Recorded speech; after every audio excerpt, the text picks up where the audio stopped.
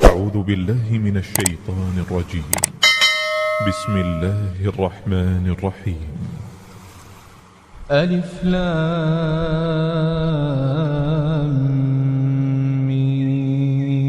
ميم.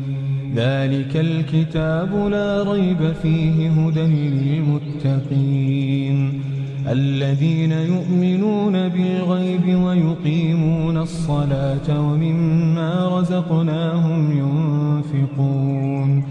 والذين يؤمنون بما أنزل إليك وما أنزل من قبلك وبالآخرة هم يوقنون أولئك على هدى من ربهم وأولئك هم المفلحون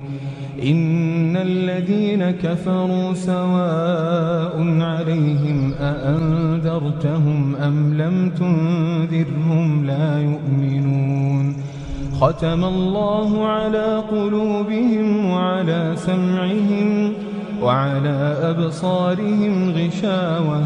ولهم عذاب عظيم ومن الناس من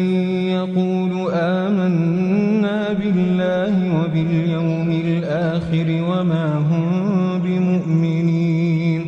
يخادعون الله والذين آمنوا وما يخدعون إلا أنفسهم وما يشعرون في قلوبهم مرض فزادهم الله مرضا ولهم عذاب أليم بما كانوا يكذبون وإذا قيل لهم لا تفسدوا في الأرض قالوا إنما نحن مصلحون ألا إنهم هم المفسدون ولكن لا يشعرون وإذا قيل لهم آمنوا كما آمن الناس قالوا أنؤمن كما آمن السفهاء ألا إنهم هم السفهاء ولكن لا يعلمون وإذا لقوا الذين آمنوا قالوا آمنا وإذا خلوا إلى شياطينهم قالوا إنا معكم إنما نحن مستهزئون الله يستهزئ بهم ويمدهم في طغيانهم يعمهون أولئك الذين اشتروا الضلالة بالهدى فما ربحت تجارتهم وما كانوا مهتدين مثلهم كمثل الذي استوقد نارا فلما أضاءت ما حوله ذهب الله بنورهم وتركهم في ظلمات لا يبصرون صم بكم عمي فهم لا يرجعون أو كصيب من السماء فيه ظلمات ورعد وبرق يجعلون أصابعهم في آذانهم من الصواعق حذر الموت والله محيط بالكافرين يكاد البرق يخطف أبصارهم كلما أضاء لهم مشوا فيه وإذا أظلم عليهم قاموا ولو شاء الله لذهب بسمعهم وأبصارهم إن الله على كل شيء قدير يا أيها الناس اعبدوا ربكم الذي خلقكم والذين من قبلكم لعلكم تتقون الذي جعل لكم الأرض فراشا والسماء بناء وأنزل من السماء ماء فأخرج به من الثمرات رزقا لكم فلا تجعلوا لله أندادا وأنتم تعلمون وإن كنتم في ريب مما نزلنا على عبدنا فأتوا بسورة من مثله وادعوا شهداءكم من دون الله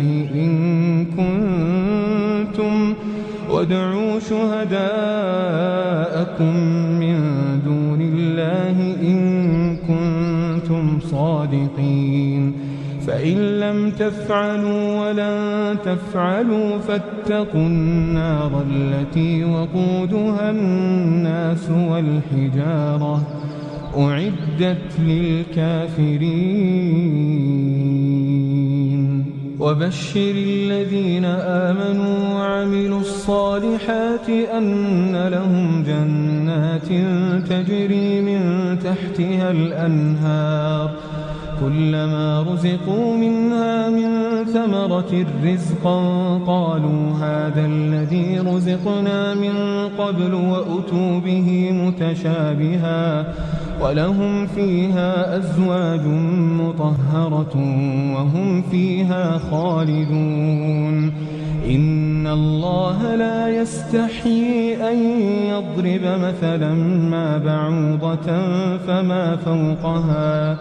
فأما الذين آمنوا فيعلمون أنه الحق من ربهم وأما الذين كفروا فيقولون ماذا أراد الله بهذا مثلا يضل به كثيرا ويهدي به كثيرا وما يضل به إلا الفاسقين الذين ينقضون عهد الله من بعد ميثاقه ويقطعون ما أمر الله به أن يوصل ويفسدون في الأرض أولئك هم الخاسرون كيف تكفرون بالله وكنتم أمواتا فأحياكم ثم يميتكم ثم يحييكم ثم إليه ترجعون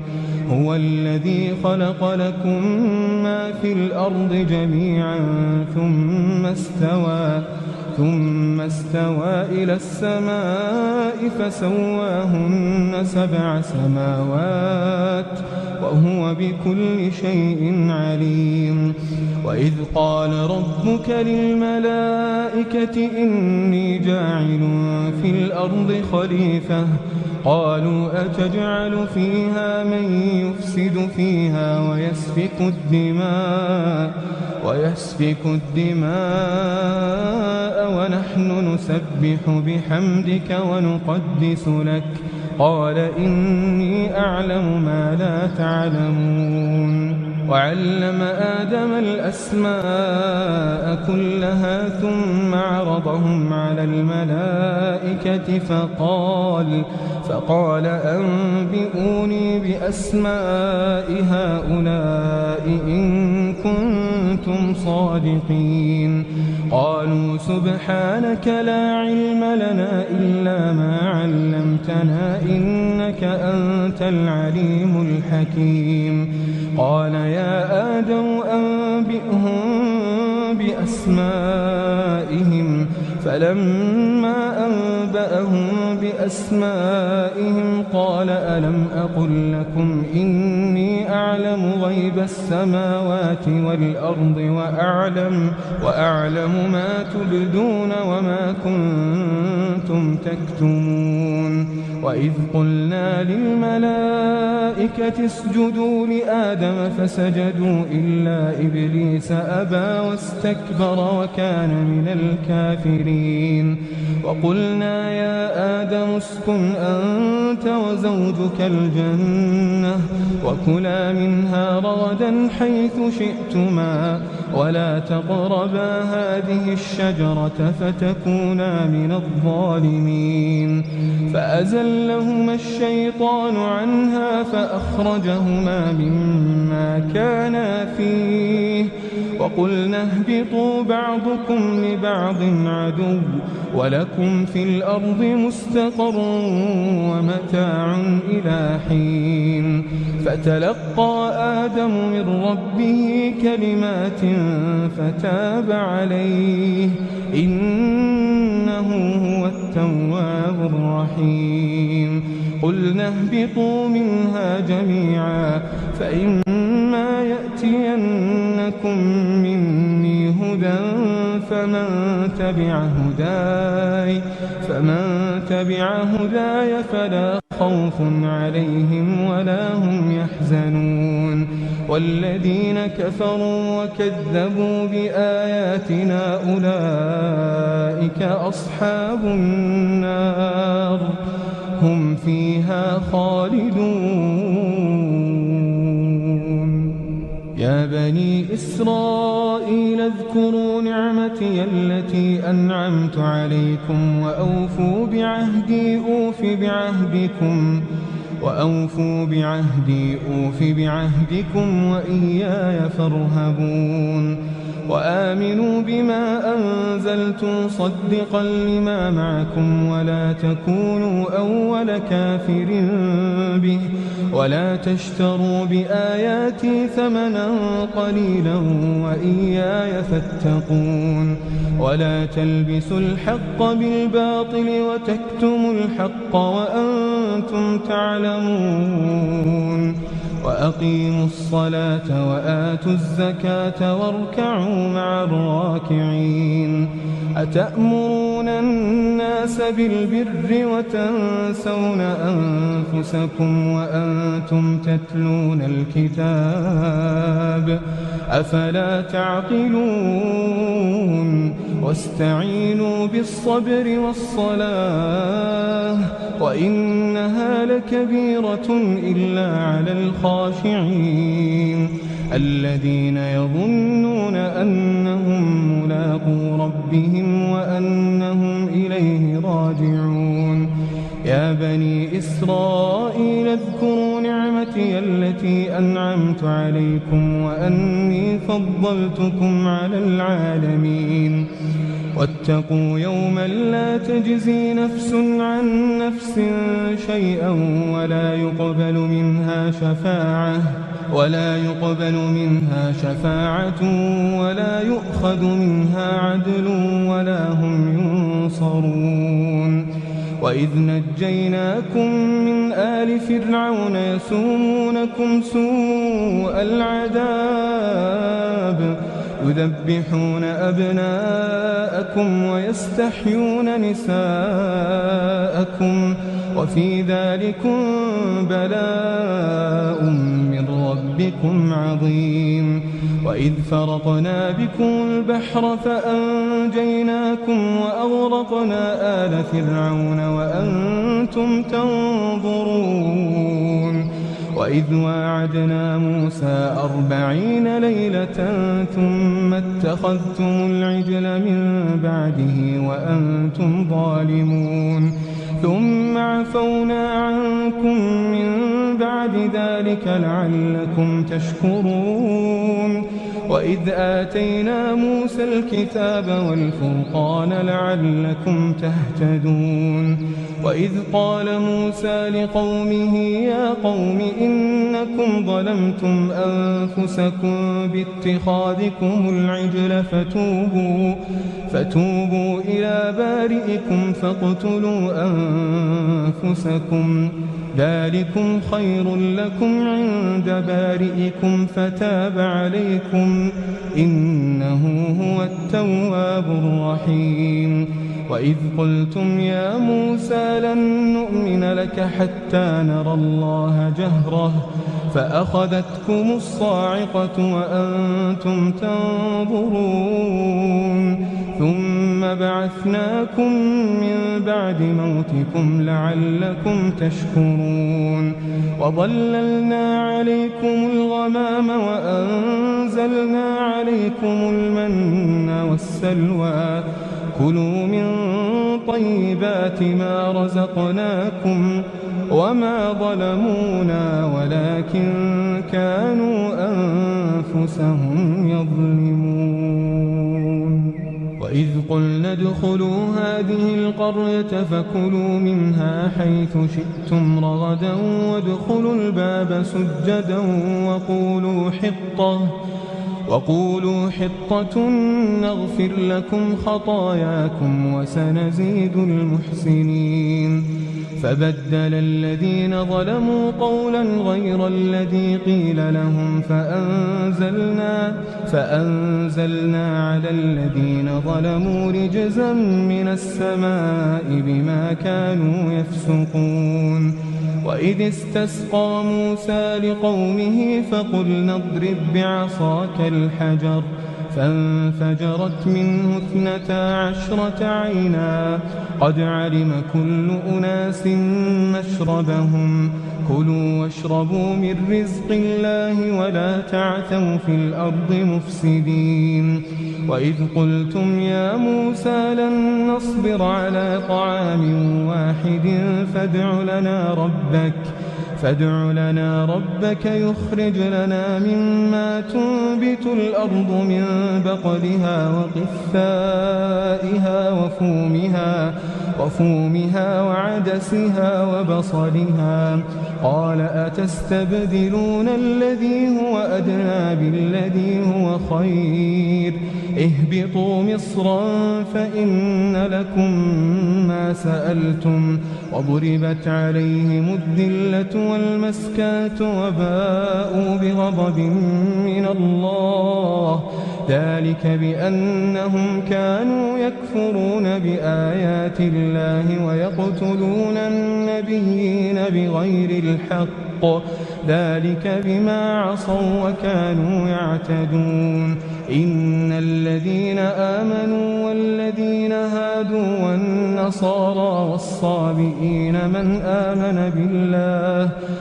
آمن بالله واليوم الآخر وعمل صالحا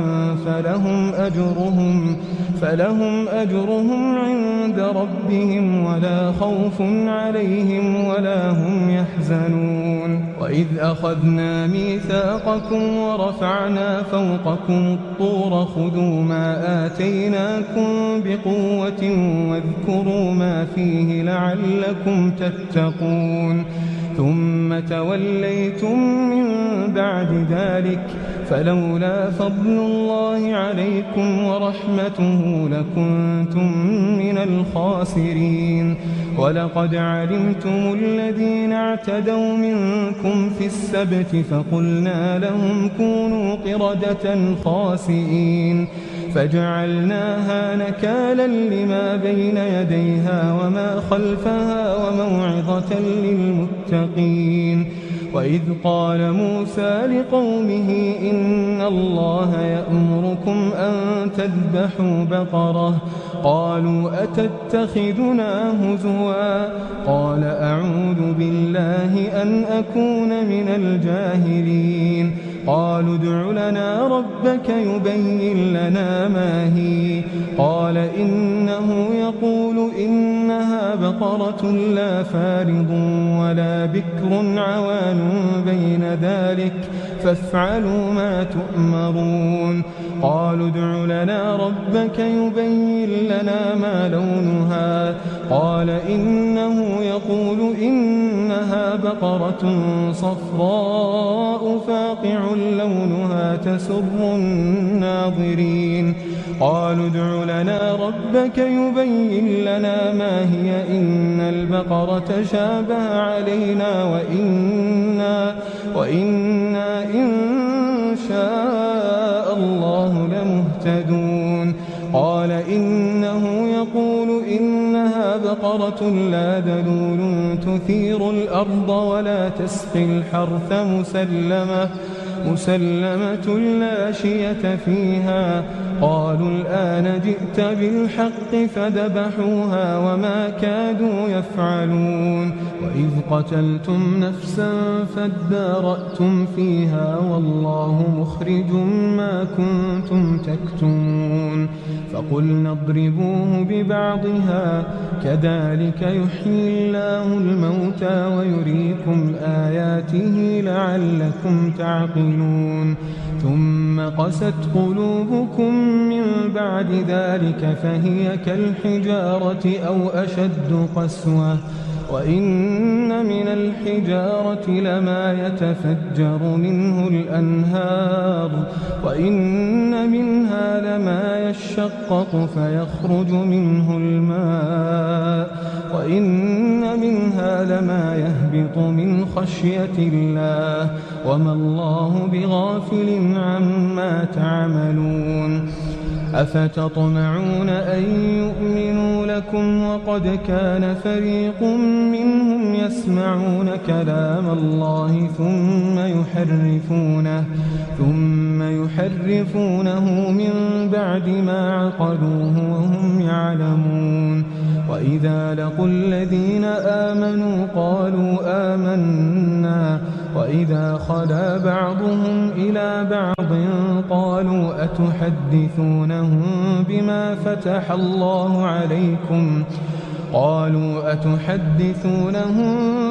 فتح الله عليكم ليحاجوكم به عند ربكم أفلا تعقلون. أولا يعلمون أن الله يعلم ما يسرون وما يعلنون. ومنهم أميون لا يعلمون الكتاب إلا أماني وإن هم إلا يظنون. فويل للذين يكتبون الكتاب بأيديهم ثم يقولون هذا من عند الله ليشتروا به ثمنا قليلا فويل لهم مما كتبت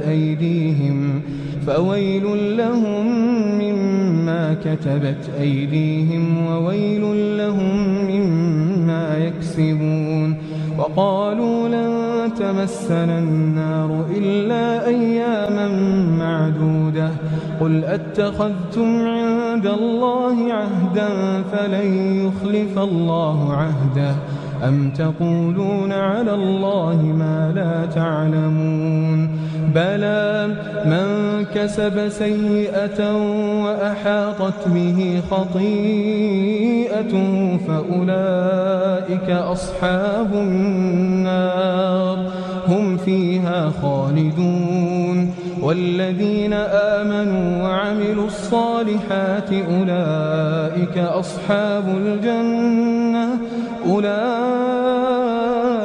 أصحاب الجنة هم فيها خالدون. وإذ أخذنا ميثاق بني إسرائيل لا تعبدون إلا الله وبالوالدين إحسانا وذي القربى واليتامى والمساكين وقولوا للناس حسنا وأقيموا الصلاة وآتوا الزكاة ثم توليتم إلا قليلا منكم وأنتم معرضون. وإذ أخذنا ميثاقكم لا تسفكون دماءكم ولا تخرجون أنفسكم من دياركم ثم أقررتم وأنتم تشهدون. ثم أنتم هؤلاء تقتلون أنفسكم وتخرجون فريقا منكم من ديارهم تظاهرون عليهم بالإثم والعدوان وإن يأتوكم أسارى وهو محرم عليكم إخراجهم أفتؤمنون ببعض الكتاب وتكفرون ببعض فما جزاء من يفعل ذلك منكم إلا خزي في الحياة الدنيا ويوم القيامة يردون إلى أشد العذاب وما الله بغافل عما تعملون أولئك الذين اشتروا الحياة الدنيا بالآخرة فلا يخفف عنهم العذاب ولا هم ينصرون ولقد آتينا موسى الكتاب وقفينا من بعده بالرسل وآتينا عيسى ابن مريم البينات وأيدناه بروح القدس أفكلما جاءكم رسول بما لا تهوى أنفسكم استكبرتم ففريقا كذبتم وفريقا تقتلون وقالوا قلوبنا غلف بل لعنهم الله بكفرهم فقليلا ما يؤمنون ولما جاءهم كتاب من عند الله مصدق لما معهم وكانوا من قبل يستفتحون على الذين كفروا فلما جاءهم ما عرفوا كفروا به فلعنة الله على الكافرين بئس ما اشتروا به أنفسهم أن يكفروا بما أنزل الله بغيا أن ينزل الله من فضله على من يشاء من عباده فباءوا بغضب على غضب وللكافرين عذاب مهين وإذا قيل لهم آمنوا بما أنزل الله قالوا نؤمن بما أنزل علينا ويكفرون بما وراءه وهو الحق مصدقا لما معهم قل فلم تقتلون أنبياء الله من قبل إن كنتم مؤمنين ولقد جاءكم موسى بالبينات ثم اتخذتم العجل من بعده وأنتم ظالمون وإذ أخذنا ميثاقكم ورفعنا فوقكم الطور خذوا ما آتيناكم بقوة واسمعوا قالوا سمعنا وعصينا وأشربوا في قلوبهم العجل بكفرهم قل بئس ما يأمركم به إيمانكم إن كنتم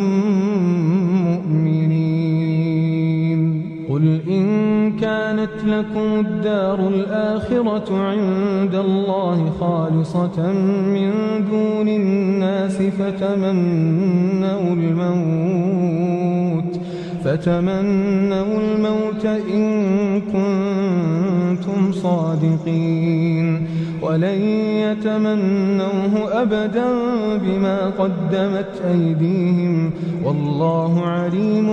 بالظالمين ولتجدنهم أحرص الناس على حياة ومن الذين أشركوا يود أحدهم لو يعمر 1000 سنة وما هو بمزحزحه من العذاب أن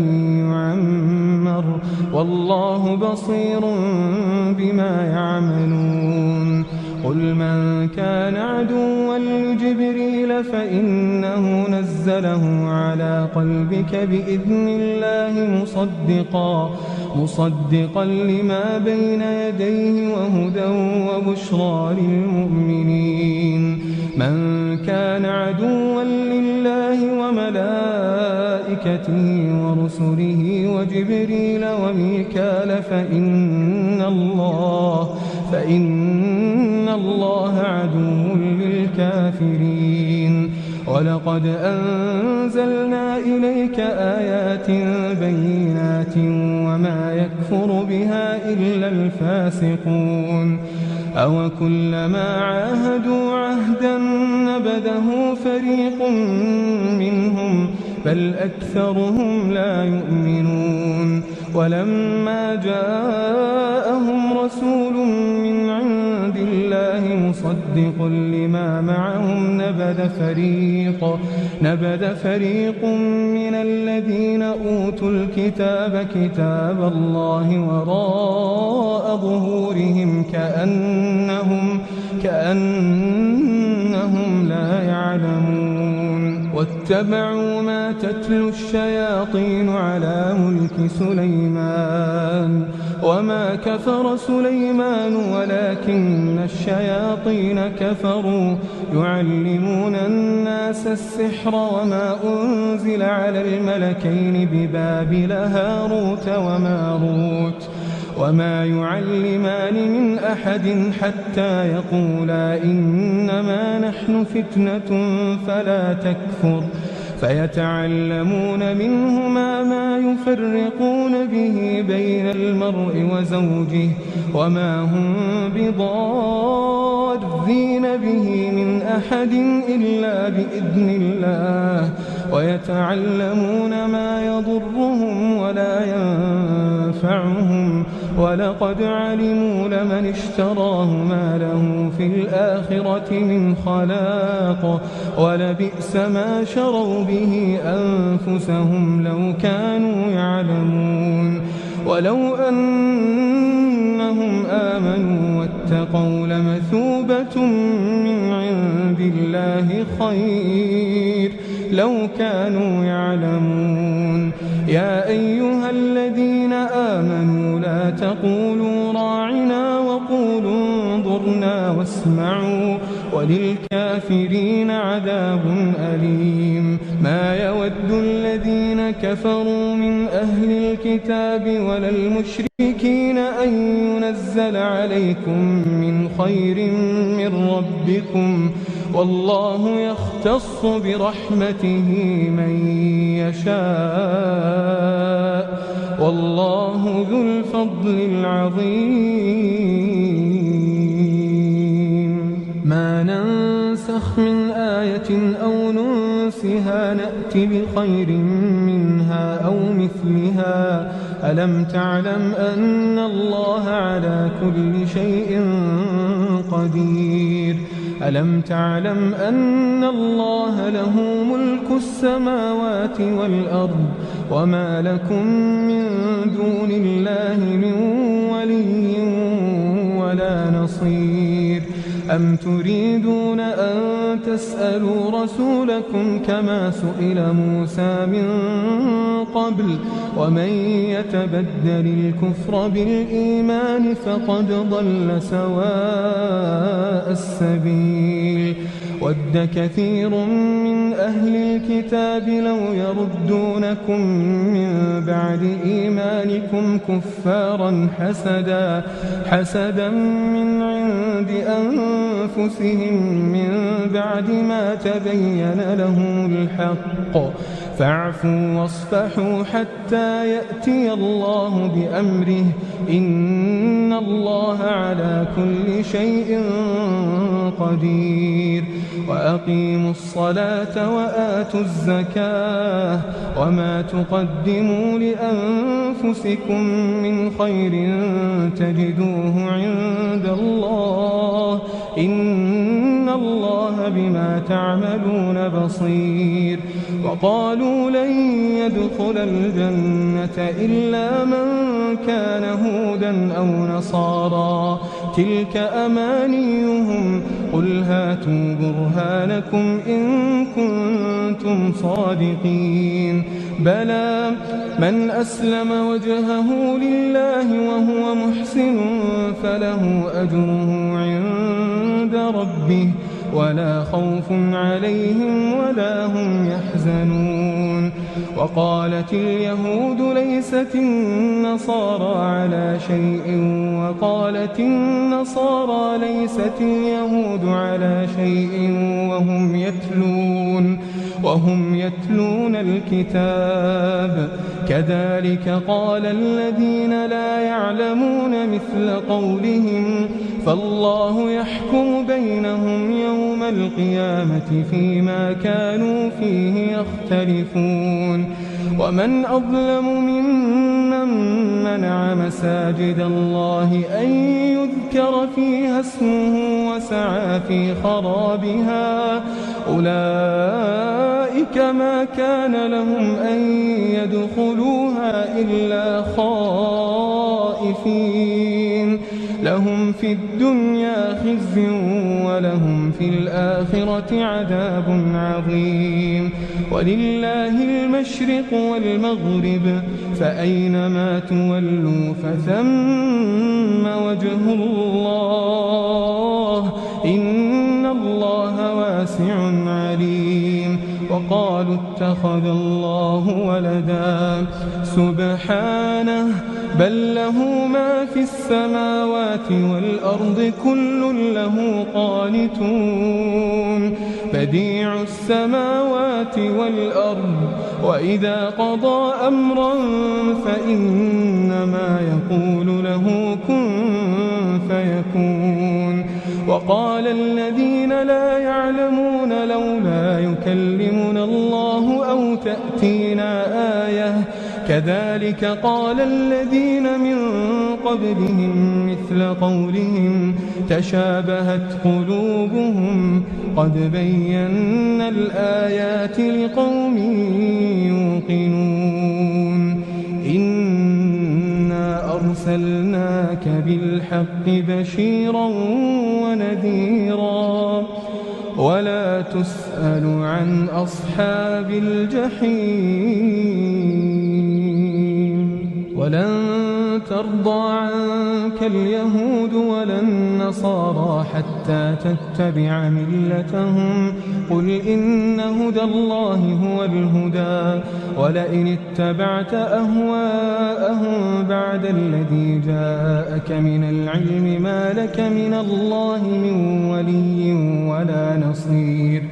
الذين آتيناهم الكتاب يتلونه حق تلاوته أولئك يؤمنون به ومن يكفر به فأولئك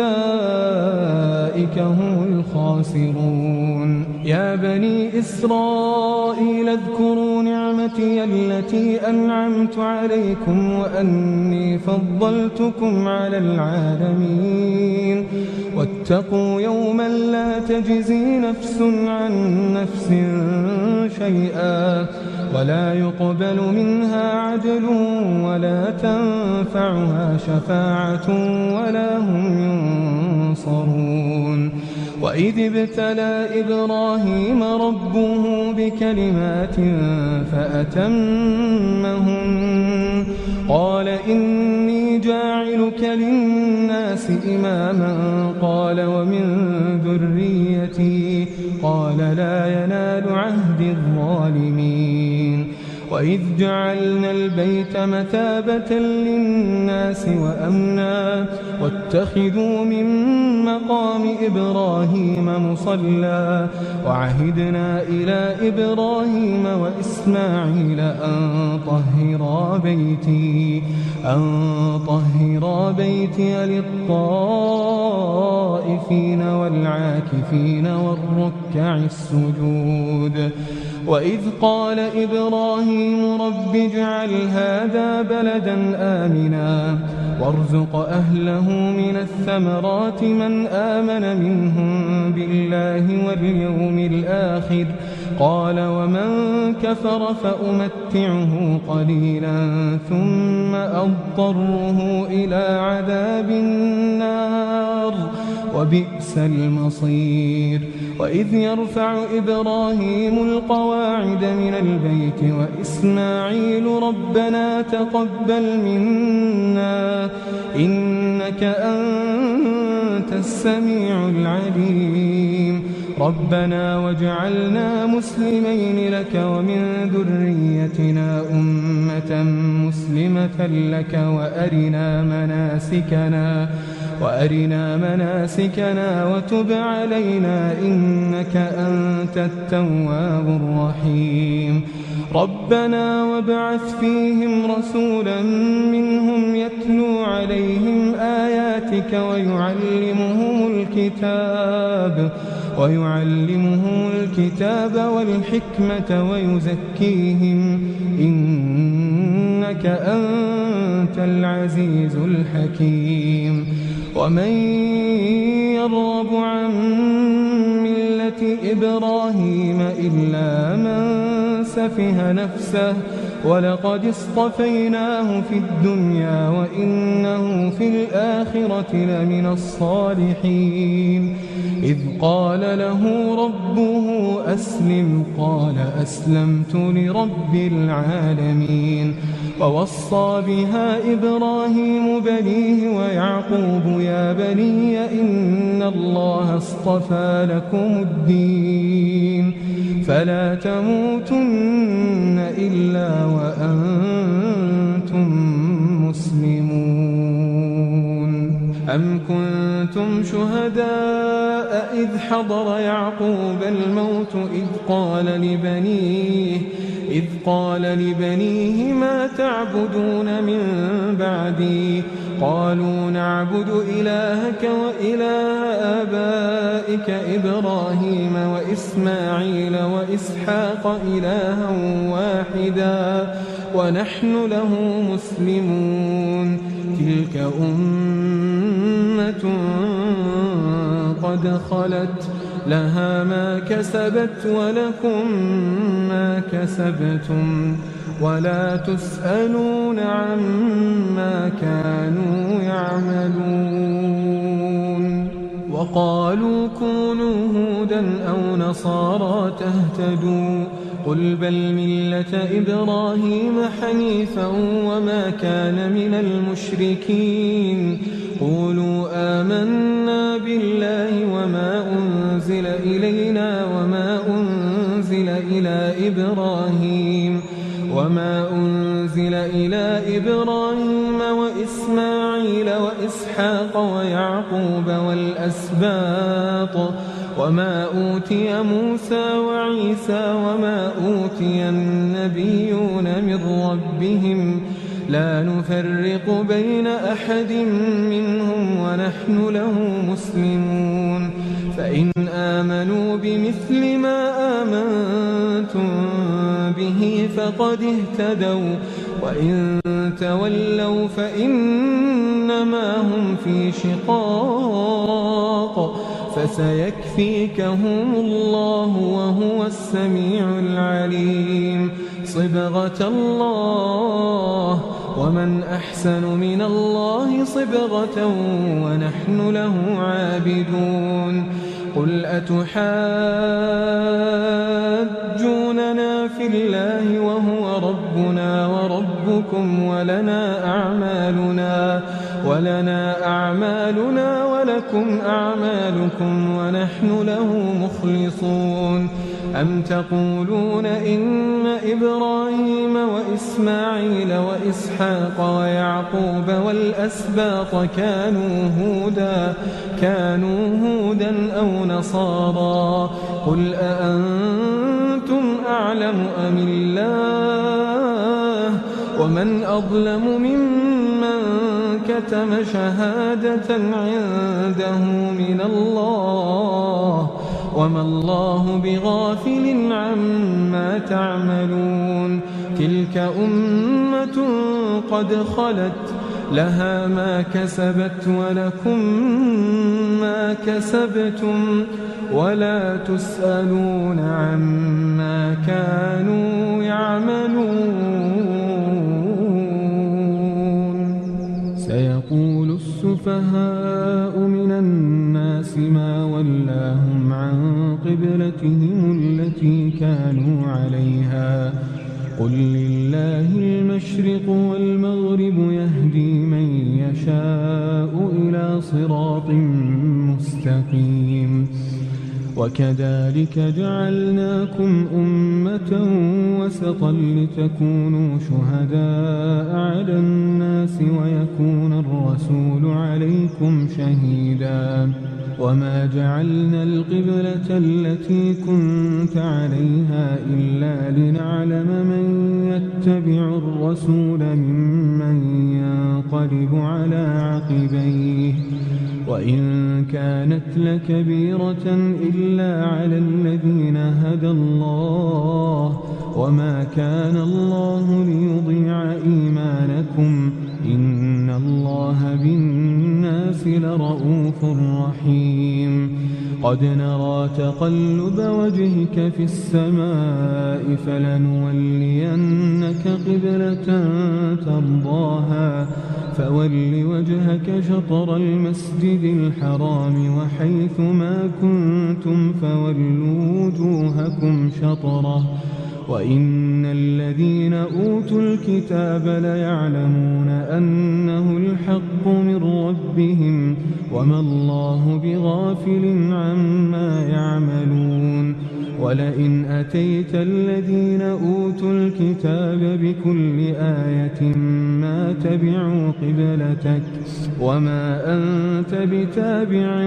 قبلتهم وما بعضهم بتابع قبلة بعض ولئن اتبعت أهواءهم من بعد ما جاءك من العلم إنك إذا لمن الظالمين الذين آتيناهم الكتاب يعرفونه كما يعرفون أبناءهم وإن فريقا منهم ليكتمون الحق وهم يعلمون الحق من ربك فلا تكونن من الممترين ولكل وجهة هو موليها فاستبقوا الخيرات أينما تكونوا يأت بكم الله جميعا إن الله على كل شيء قدير ومن حيث خرجت فول وجهك شطر المسجد الحرام وإنه للحق من ربك وما الله بغافل عما تعملون ومن حيث خرجت فول وجهك شطر المسجد الحرام وحيث ما كنتم فولوا وجوهكم شطره لئلا يكون للناس عليكم حجة إلا الذين ظلموا منهم فلا تخشوهم واخشوني ولأتم نعمتي عليكم ولعلكم تهتدون كما أرسلنا فيكم رسولا منكم يتلو عليكم آياتنا ويزكيكم ويعلمكم الكتاب والحكمة ويعلمكم ما لم تكونوا تعلمون فاذكروني أذكركم واشكروا لي ولا تكفرون يا أيها الذين آمنوا استعينوا بالصبر والصلاة إن الله مع الصابرين ولا تقولوا لمن يقتل في سبيل الله أموات بل أحياء ولكن لا تشعرون ولنبلونكم بشيء من الخوف والجوع ونقص من الأموال والأنفس والثمرات وبشر الصابرين الذين إذا أصابتهم مصيبة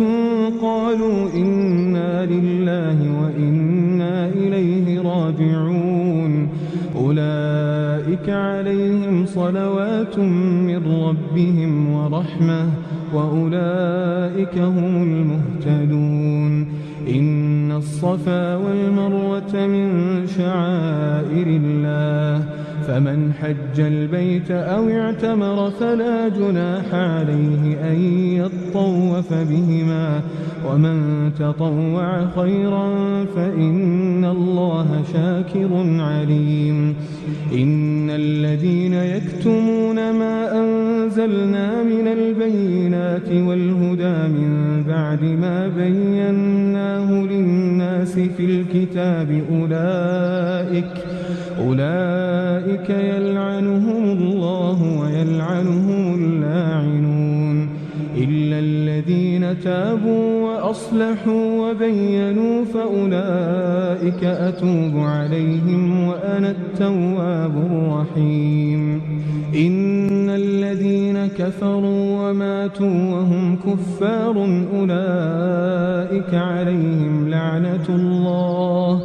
أولئك عليهم لعنة الله والملائكة والناس أجمعين خالدين فيها لا يخفف عنهم العذاب ولا هم ينظرون وإلهكم إله واحد لا إله إلا هو الرحمن الرحيم إن في خلق السماوات والأرض واختلاف الليل والنهار والفلك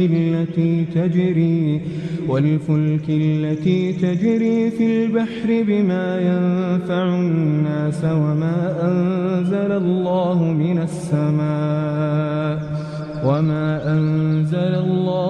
السماء من ماء فأحيا به الأرض بعد موتها وبث فيها من كل دابة وتصريف الرياح والسحاب المسخر بين السماء والأرض لآيات لقوم يعقلون ومن الناس من يتخذ من دون الله أندادا يحبونهم كحب الله والذين آمنوا أشد حبا لله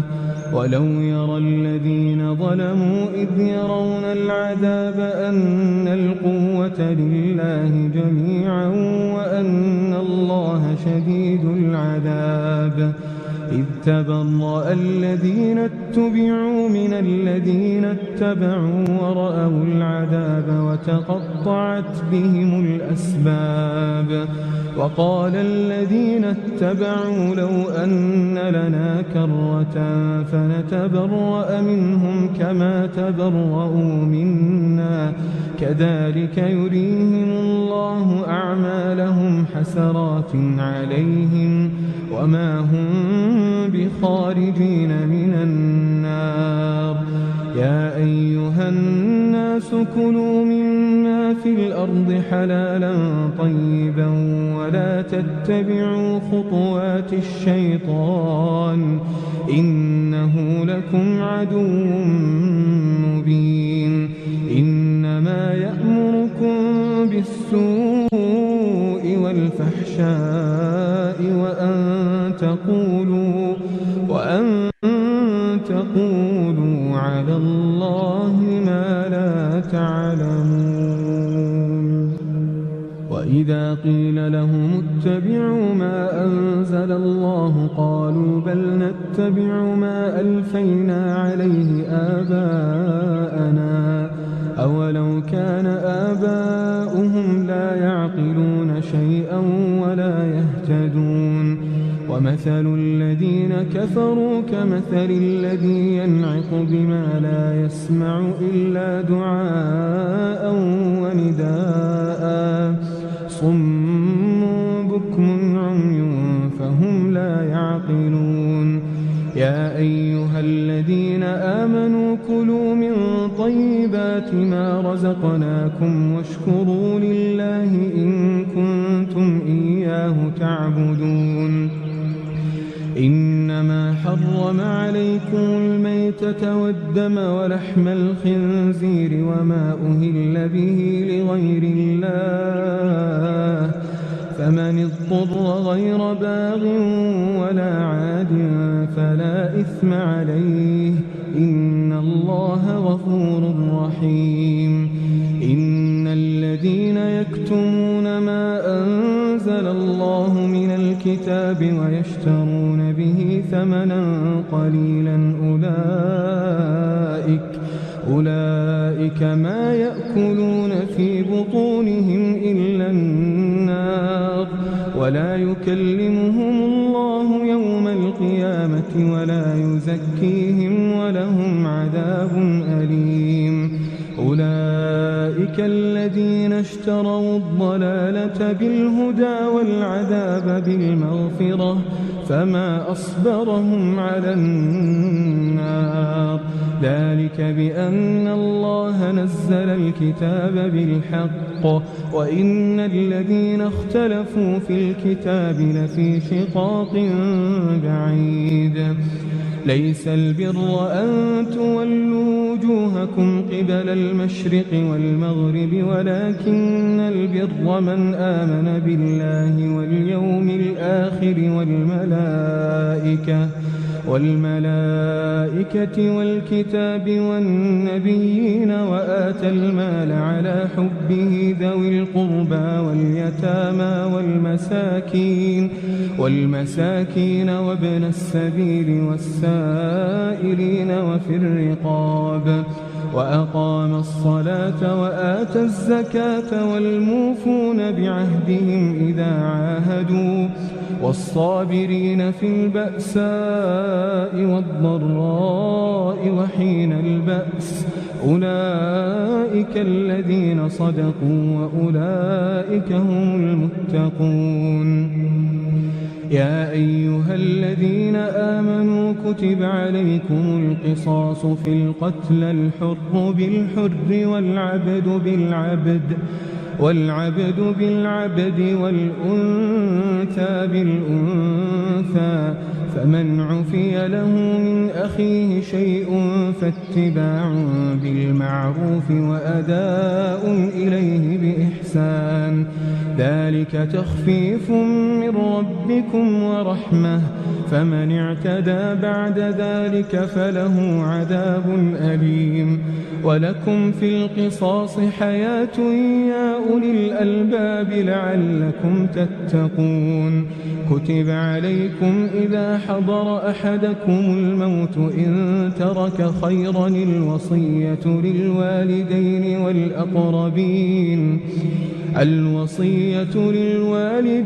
والأقربين بالمعروف حقا على المتقين فمن بدله بعدما سمعه فإنما إثمه على الذين يبدلونه إن الله سميع عليم. فمن خاف من موص جنفا أو إثما فأصلح بينهم فلا إثم عليه إن الله غفور رحيم. يا أيها الذين آمنوا كتب عليكم الصيام كما كتب على الذين من قبلكم لعلكم تتقون أياما معدودات فمن كان منكم مريضا أو على سفر فعدة من أيام أخر وعلى الذين يطيقونه فدية طعام مسكين فمن تطوع خيرا فهو خير له وأن تصوموا خير لكم إن كنتم تعلمون. شهر رمضان الذي أنزل فيه القرآن هدى للناس وبينات من الهدى والفرقان فمن شهد منكم الشهر فليصمه ومن كان مريضا أو على سفر فعدة من أيام أخر يريد الله بكم اليسر ولا يريد بكم العسر ولتكملوا العدة ولتكبروا الله على ما هداكم ولعلكم تشكرون وإذا سألك عبادي عني فإني قريب أجيب دعوة الداع إذا دعان فليستجيبوا لي وليؤمنوا بي لعلهم يرشدون أحل لكم ليلة الصيام الرفث إلى نسائكم هن لباس لكم وأنتم لباس لهن علم الله أنكم كنتم تختانون أنفسكم فتاب عليكم وعفى عنكم فالآن باشروهن وابتغوا ما كتب الله لكم وكلوا واشربوا حتى يتبين لكم الخيط الأبيض من الخيط الأسود من الفجر ثم أتموا الصيام إلى الليل ولا تباشروهن وأنتم عاكفون في المساجد تلك حدود الله فلا تقربوها كذلك يبين الله آياته للناس لعلهم يتقون ولا تأكلوا أموالكم بينكم بالباطل وتدلوا بها إلى الحكام لتأكلوا فريقا من أموال الناس بالإثم وأنتم تعلمون يسألونك عن الأهلة قل هي مواقيت للناس والحج وليس البر بأن تأتوا البيوت من ظهورها ولكن البر من اتقى وأتوا البيوت من أبوابها واتقوا الله لعلكم تفلحون وقاتلوا في سبيل الله الذين يقاتلونكم ولا تعتدوا إن الله لا يحب المعتدين وقتلوهم حيث ثقفتموهم وأخرجوهم من حيث أخرجوكم والفتنة أشد من القتل ولا تقاتلوهم عند المسجد الحرام حتى يقاتلوكم فيه فإن قاتلوكم فاقتلوهم كذلك جزاء الكافرين فإن انتهوا فإن الله غفور رحيم وقاتلوهم حتى لا تكون فتنة ويكون الدين لله فإن انتهوا فلا عدوان إلا على الظالمين الشهر الحرام بالشهر الحرام والحرمات قصاص فمن اعتدى عليكم فاعتدوا عليه بمثل ما اعتدى عليكم واتقوا الله واعلموا أن الله مع المتقين وأنفقوا في سبيل الله ولا تلقوا بأيديكم إلى التهلكة وأحسنوا إن الله يحب المحسنين وأتموا الحج والعمرة لله فإن أحصرتم فما استيسر من الهدي ولا تحلقوا رؤوسكم حتى يبلغ الهدي محله فمن كان منكم مريضا أو به أذى من رأسه ففدية من صيام أو صدقة أو نسك فإذا أمنتم فمن تمتع بالعمرة إلى الحج فما استيسر من الهدي فمن لم يجد فصيام 3 أيام في الحج و7 إذا رجعتم تلك 10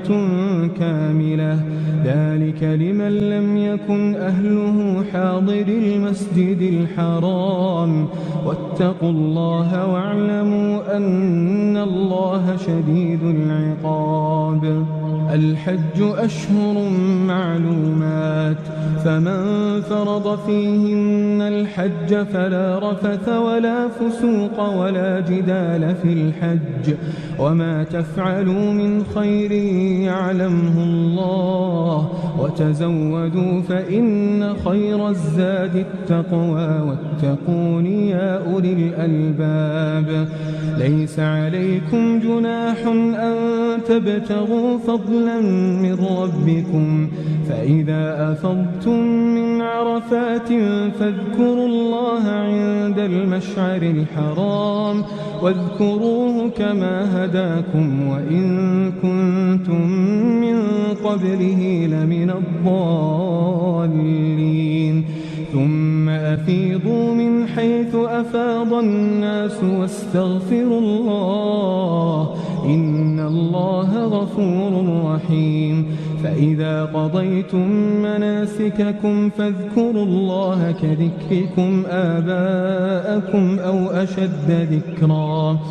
فمن الناس من يقول ربنا آتنا في الدنيا وما له في الآخرة من خلاق ومنهم من يقول ربنا آتنا في الدنيا حسنة وفي الآخرة حسنة وقنا عذاب النار أولئك لهم نصيب مما كسبوا والله سريع الحساب واذكروا الله في أيام معدودات فمن تعجل في يومين فلا إثم عليه ومن تأخر فلا إثم عليه لمن اتقى واتقوا الله واعلموا أنكم إليه تحشرون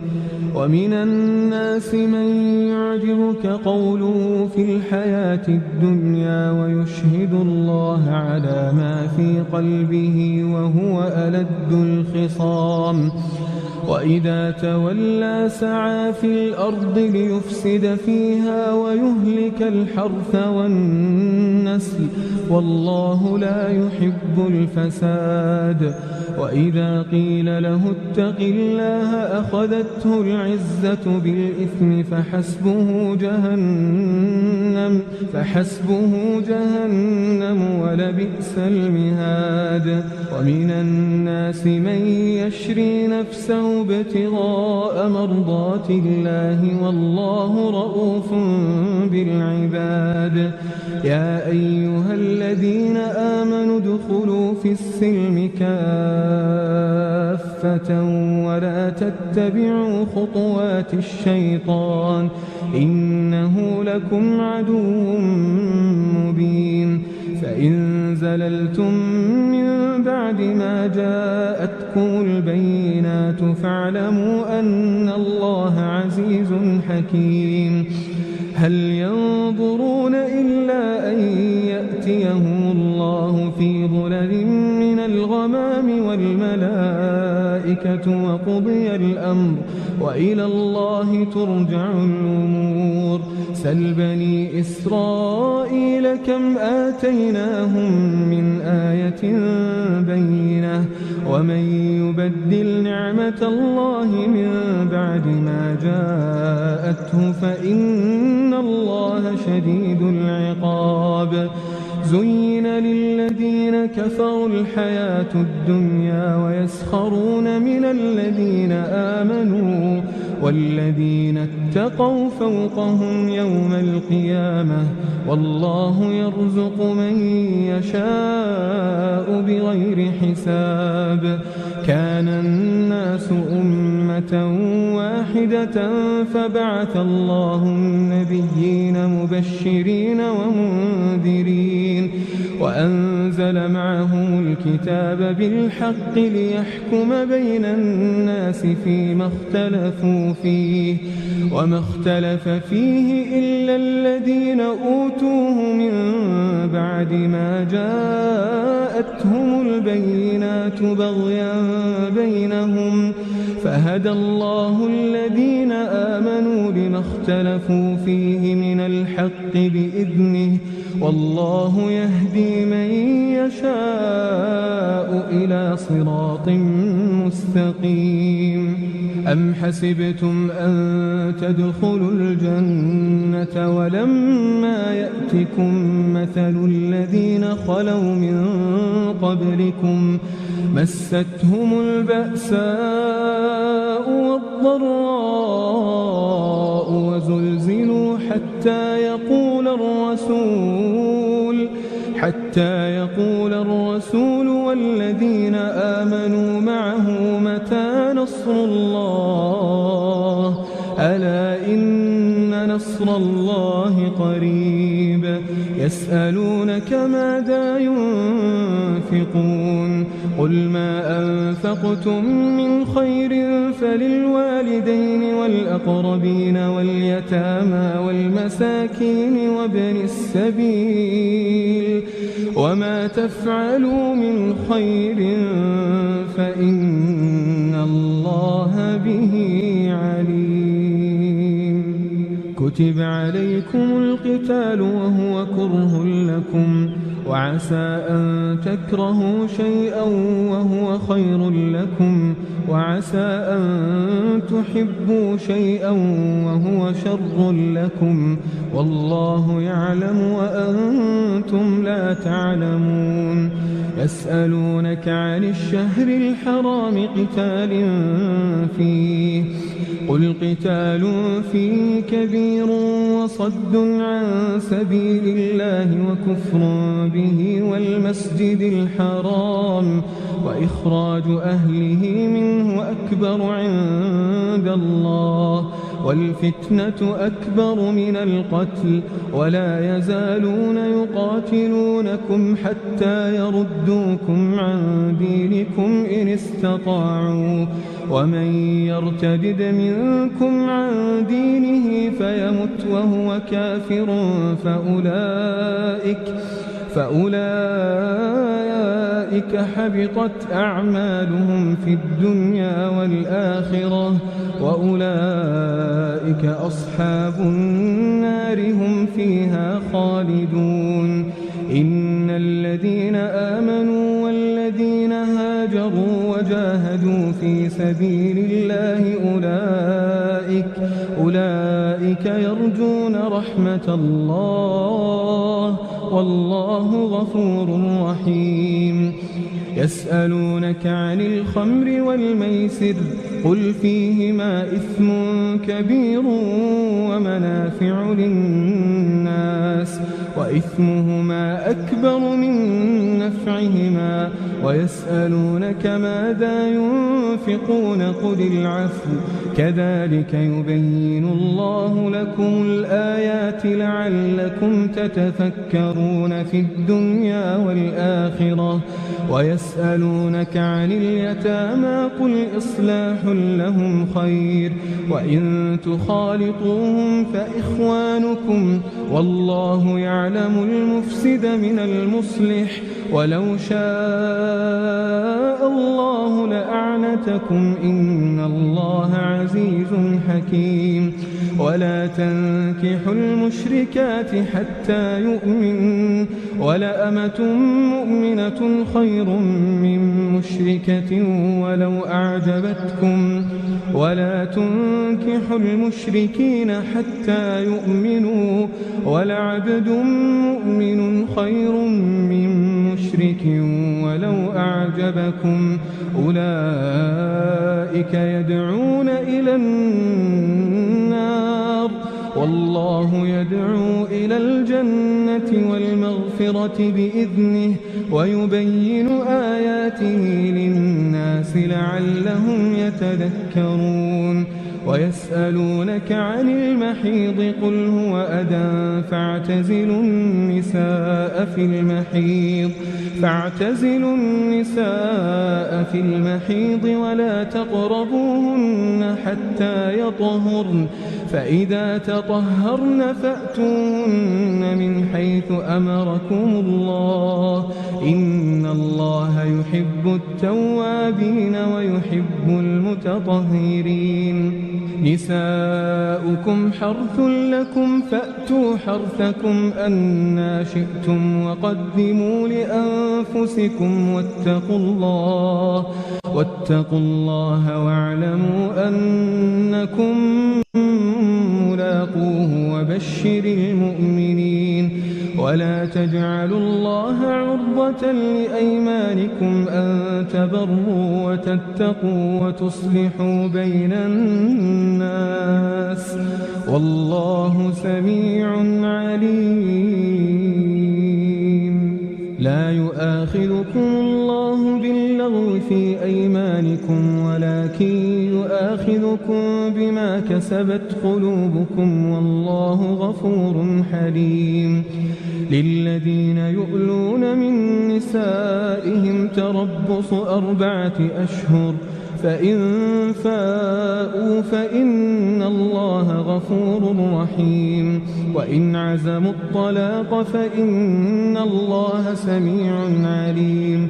والمطلقات يتربصن بأنفسهن 3 قروء ولا يحل لهن أن يكتمن ما خلق الله في أرحامهن إن كن يؤمن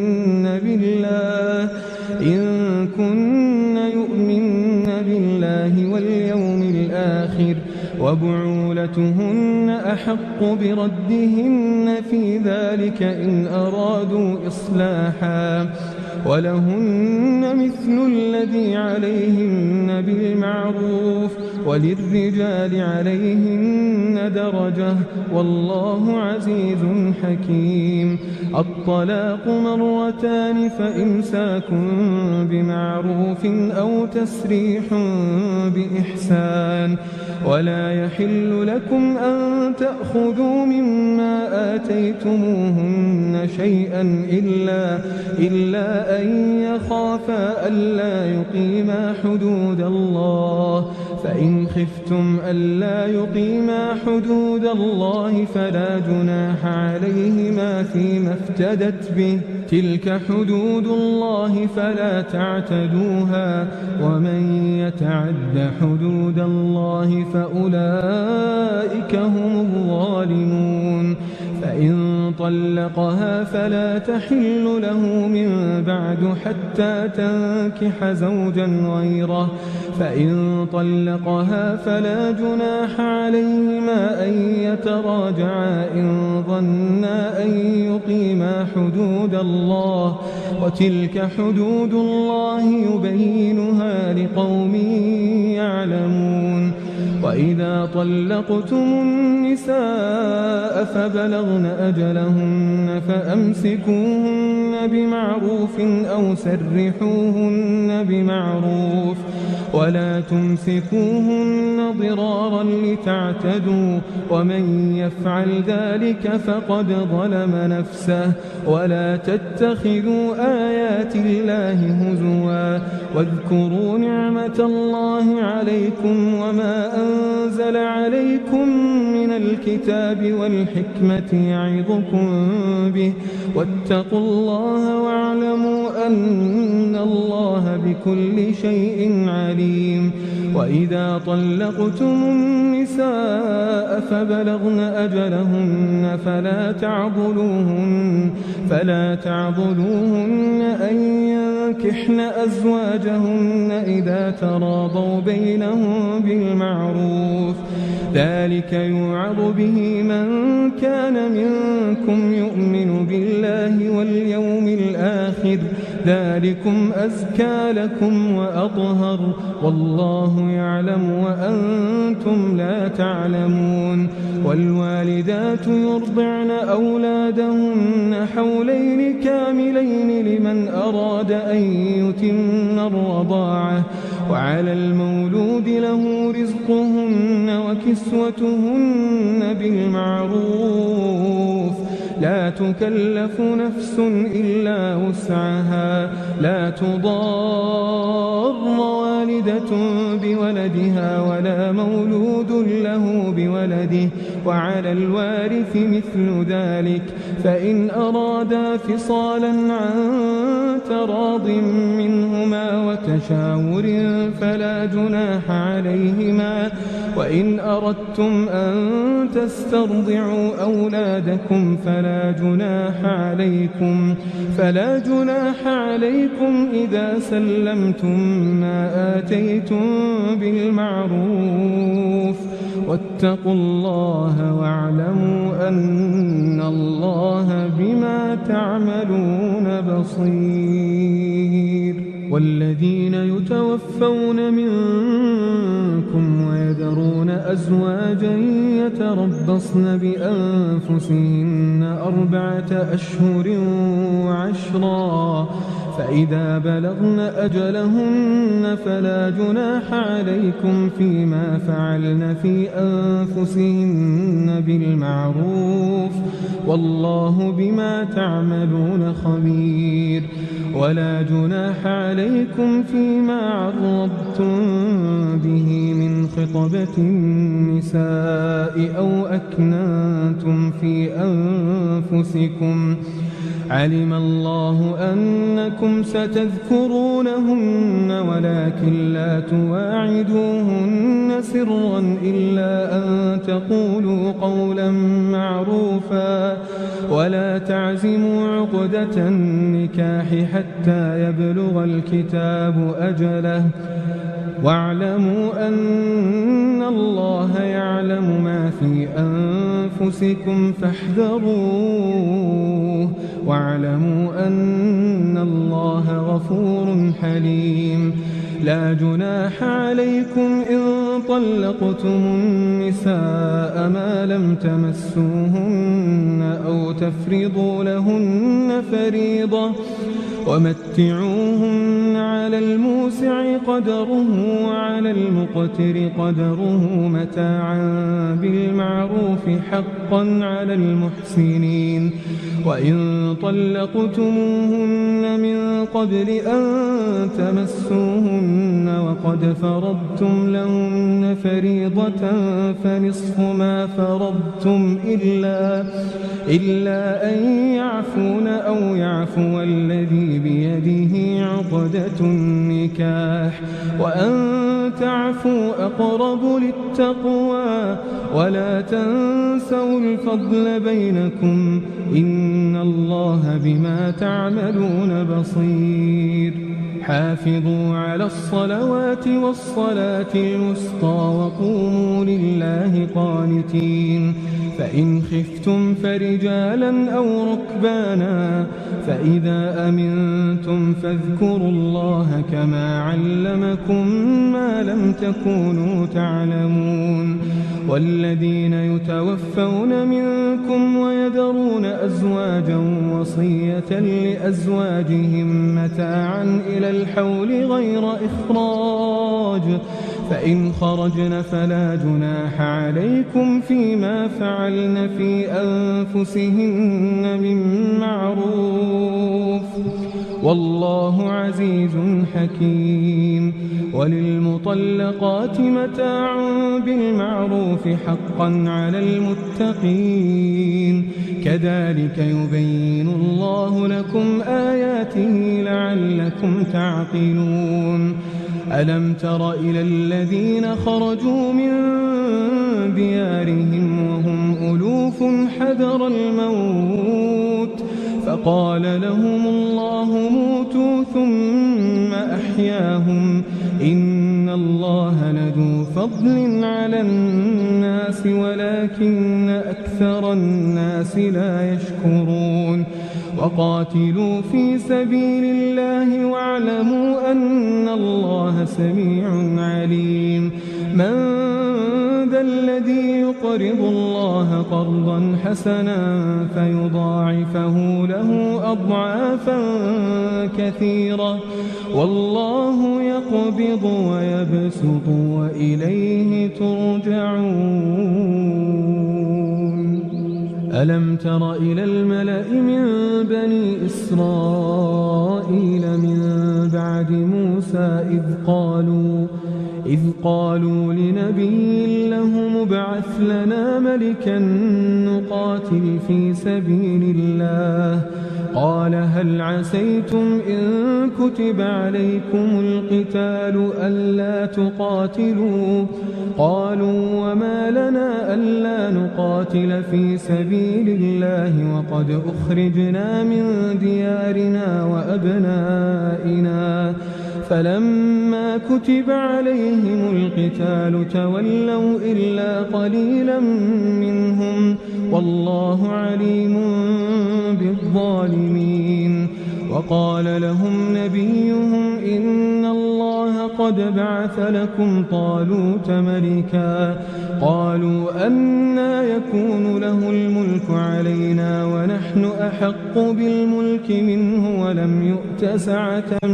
من المال قال إن الله اصطفاه عليكم وزاده بسطة في العلم والجسم والله يؤتي ملكه من يشاء والله واسع عليم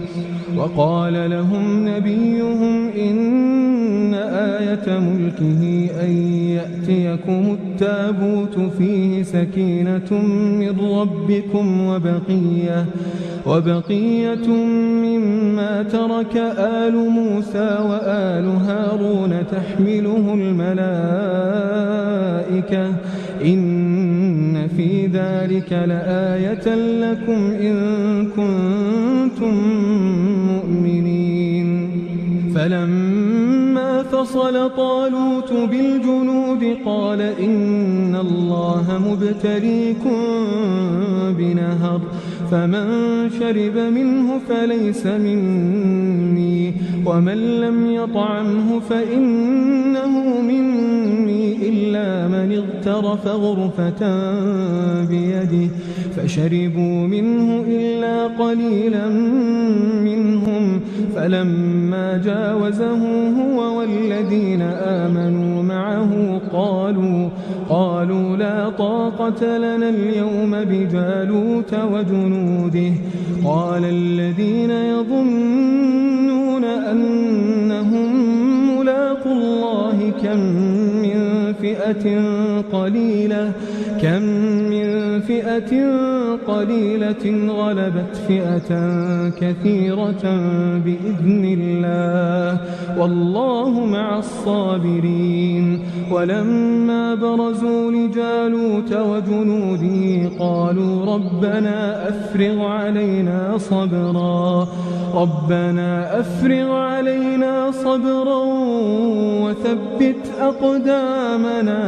وثبت أقدامنا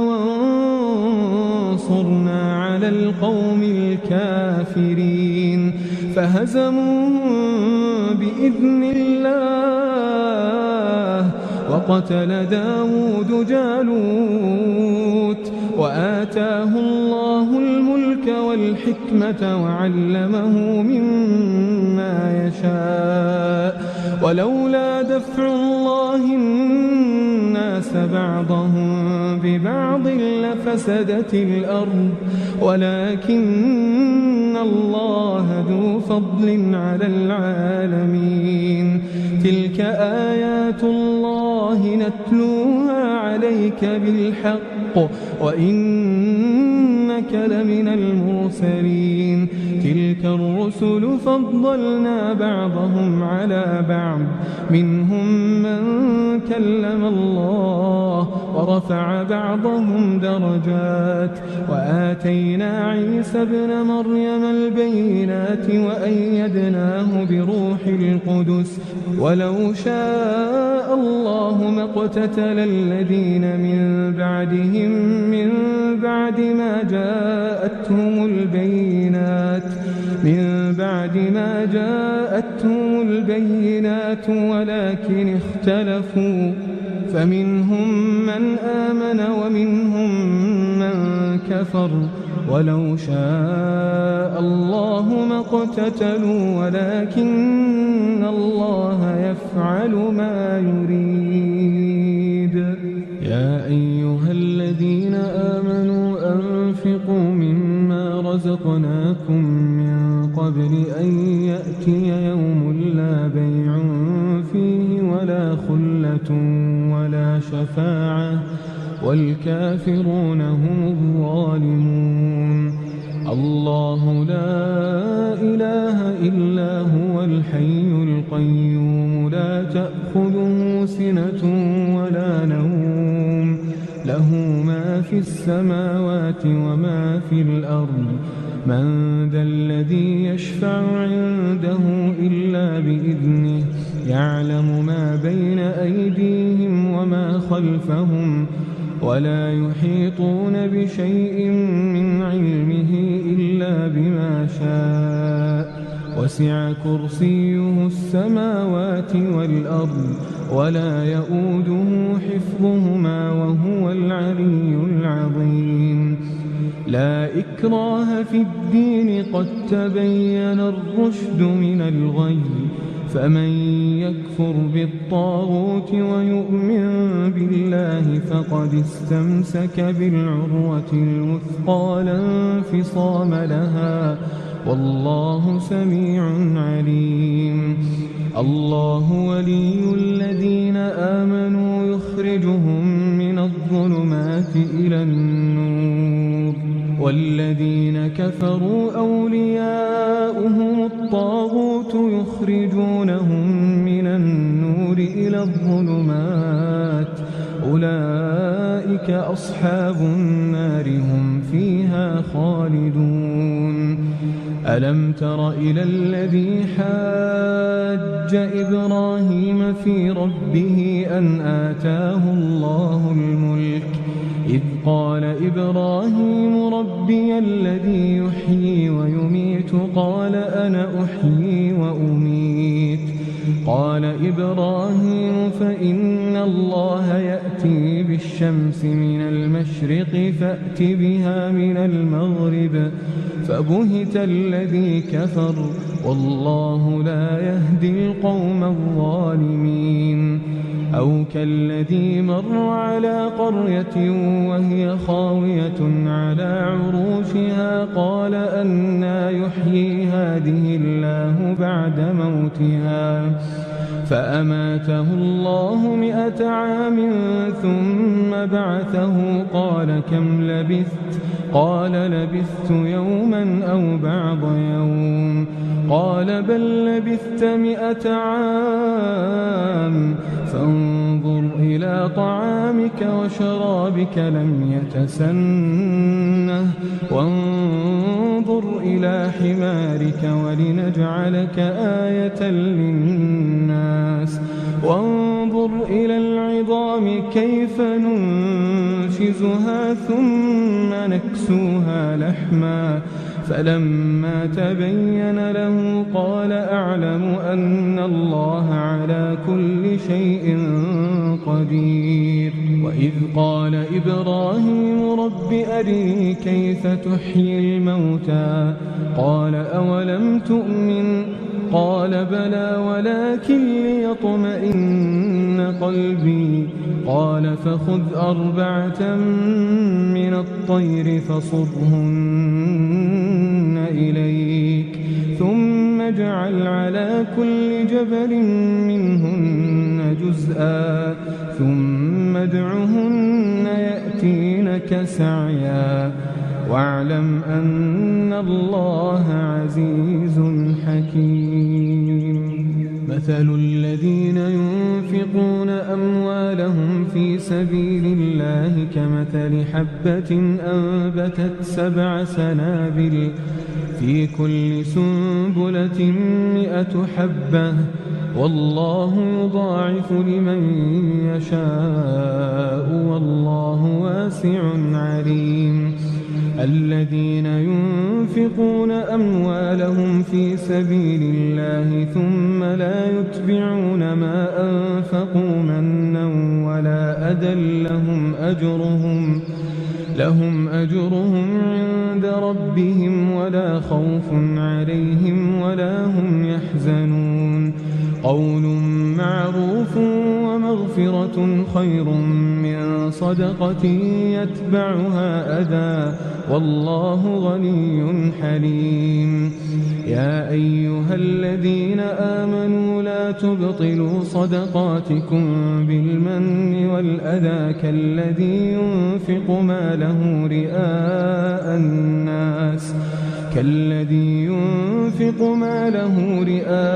الناس ولا يؤمن بالله واليوم الآخر فمثله كمثل صفوان عليه تراب فأصابه وابل فتركه صلدا لا يقدرون على شيء مما كسبوا والله لا يهدي القوم الكافرين. ومثل الذين ينفقون أموالهم ابتغاء مرضات الله وتثبيتا من أنفسهم كمثل جنة بربوة أصابها وابل فآتت أكلها ضعفين فإن لم يصبها وابل فطل والله بما تعملون بصير. أيود أحدكم أن تكون له جنة من نخيل وأعناب تجري من تحتها الأنهار له فيها من كل الثمرات وأصابه الكبر وله ذرية ضعفاء فأصابها إعصار فيه نار فاحترقت كذلك يبين الله لكم الآيات لعلكم تتفكرون. يا أيها الذين آمنوا أنفقوا من طيبات ما كسبتم ومما أخرجنا لكم من الأرض ولا تيمموا الخبيث منه تنفقون ولستم بآخذيه إلا أن تغمضوا فيه واعلموا أن الله غني حميد. الشيطان يعدكم الفقر ويأمركم بالفحشاء والله يعدكم مغفرة منه وفضلا والله واسع عليم. يؤتي الحكمة من يشاء ومن يؤت الحكمة فقد أوتي خيرا كثيرا وما يذكر إلا أولو الألباب. وما أنفقتم من نفقة أو نذرتم من نذر فإن الله يعلمه وما للظالمين من أنصار. إن تبدوا الصدقات فنعما هي وإن تخفوها وتؤتوها الفقراء فهو خير لكم ويكفر عنكم من سيئاتكم والله بما تعملون خبير. ليس عليك هداهم ولكن الله يهدي من يشاء وما تنفقوا من خير فلأنفسكم وما تنفقون إلا ابتغاء وجه الله وما تنفقوا من خير يوفى إليكم وأنتم لا تظلمون. للفقراء الذين أحصروا في سبيل الله لا يستطيعون ضربا في الأرض يحسبهم الجاهل أغنياء من التعفف تعرفهم بسيماهم لا يسألون الناس إلحافا وما تنفقوا من خير فإن الله به عليم. الذين ينفقون أموالهم بالليل والنهار سرا وعلانية فلهم أجرهم عند ربهم ولا خوف عليهم ولا هم يحزنون الذين يأكلون الربا لا يقومون إلا كما يقوم الذي يتخبطه الشيطان من المس ذلك بأنهم قالوا إنما البيع مثل الربا وأحل الله البيع وحرم الربا فمن جاءه موعظة من ربه فانتهى فله ما سلف وأمره إلى الله ومن عاد فأولئك أصحاب النار هم فيها خالدون يمحق الله الربا ويربي الصدقات والله لا يحب كل كفار أثيم إن الذين آمنوا وعملوا الصالحات وأقاموا الصلاة وآتوا الزكاة لهم أجرهم عند ربهم ولا خوف عليهم ولا هم يحزنون يا أيها الذين آمنوا اتقوا الله وذروا ما بقي من الربا إن كنتم مؤمنين فإن لم تفعلوا فأذنوا بحرب من الله ورسوله وإن تبتم فلكم رؤوس أموالكم لا تظلمون ولا تظلمون وإن كان ذو عسرة فنظرة إلى ميسرة وأن تصدقوا خير لكم إن كنتم تعلمون واتقوا يوما ترجعون فيه إلى الله ثم توفى كل نفس ما كسبت وهم لا يظلمون يا أيها الذين آمنوا إذا تداينتم بدين إلى أجل مسمى فاكتبوه وليكتب بينكم كاتب بالعدل ولا يأب كاتب أن يكتب كما علمه الله فليكتب وليملل الذي عليه الحق وليتق الله ربه ولا يبخس منه شيئا فإن كان الذي عليه الحق سفيها أو ضعيفا أو لا يستطيع أن يمل هو فليملل وليه بالعدل واستشهدوا شهيدين من رجالكم فإن لم يكونا رجلين فرجل وامرأتان ممن ترضون من الشهداء أن تضل إحداهما فتذكر إحداهما الأخرى ولا يأبى الشهداء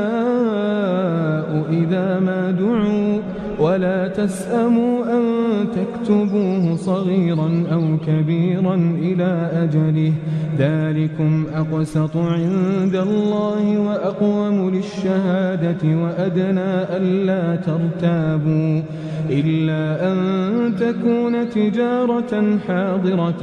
تديرونها بينكم فليس عليكم جناح ألا تكتبوها وأشهدوا إذا تبايعتم ولا يضار كاتب ولا شهيد وإن تفعلوا فإنه فسوق بكم واتقوا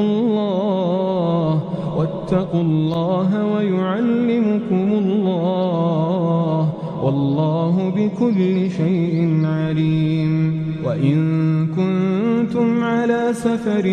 ولم تجدوا كاتبا فرهان مقبوضة